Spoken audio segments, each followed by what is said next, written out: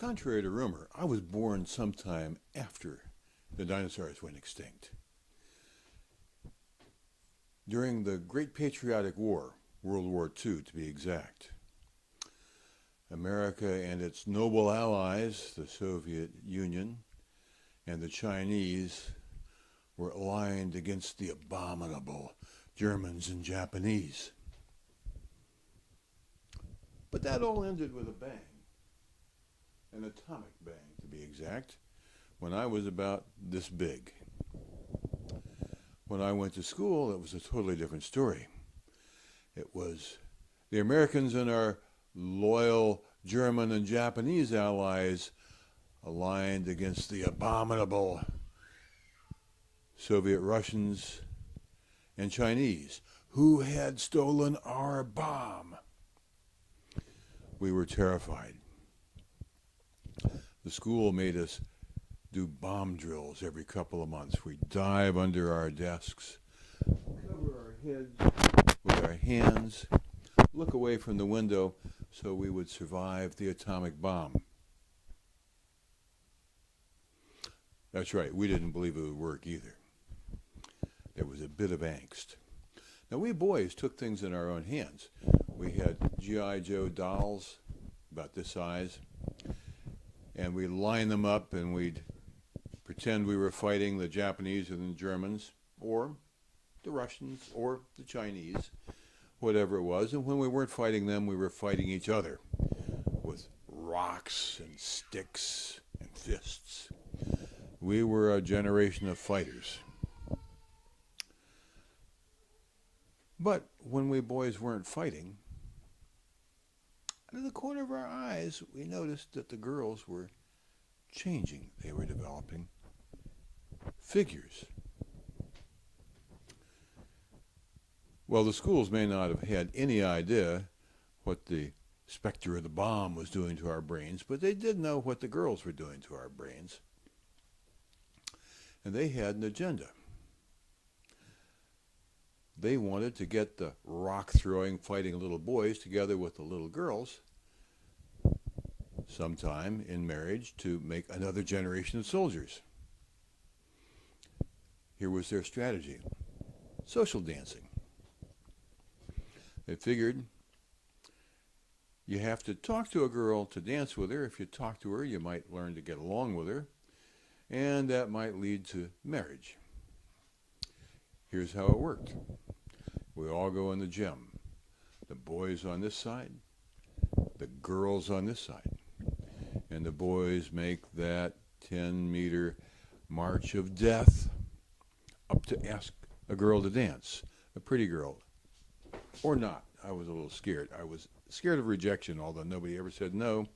But I'd ask the girl next to the pretty one, knowing that we'd trade partners. And for just one moment of bliss, I'd be dancing in the arms of Jana or Sandy. Oh, my heart throbbed. And just as planned, it resulted in conversation. I remember one of those conversations well. "You clod, who told you to wear boots to dancing? You're stepping on my feet." See? A real conversation, just like in a marriage. Well, we went out of elementary school on to secondary school, and 3/4 of the kids took general courses. The guys learned how to make things with their hands out of wood and metal, and the girls learned cooking and sewing and typing and other womanly pursuits. And the 1/4 of us who were destined for college went on to learn foreign languages and physics and chemistry and things we'd need to beat the abominable Russians. And true to the plans, most of us got married. My high school classmates have grandchildren and great-grandchildren by now. But things changed. About 5 years later, the feminine mystique came out. With feminism, women started to ask questions. What do I need a guy for? I can go to work for myself. Why should I have children? They'll just be vaporized by the bomb. So it changed society. Sales of houses and cars to single women went up, up, up. Sales of dollhouses and baby buggies went down, down, down. And that's the way it's been for 50 years. Why am I telling you this? There's another kind of fossil about to go extinct. That's us, those of us who saw it happen and can tell you about it. You see, the generation after mine, the baby boomers, the largest generation in American history and Western European history, have taken pretty good care of themselves. They voted themselves very generous pension and health care benefits to be paid for by the children that they didn't have. That was no problem. They controlled the government. They made the government borrow money to pay for the benefits. And they have borrowed and borrowed and borrowed for as long as I can remember. Well, it has come to the point that they've figuratively maxed out their credit card, maxed out the country's credit card.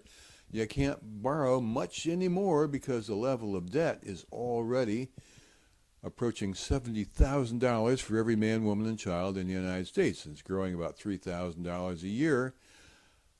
By the way, that's about the average income here in Ukraine. It can't go much further. There's a reckoning.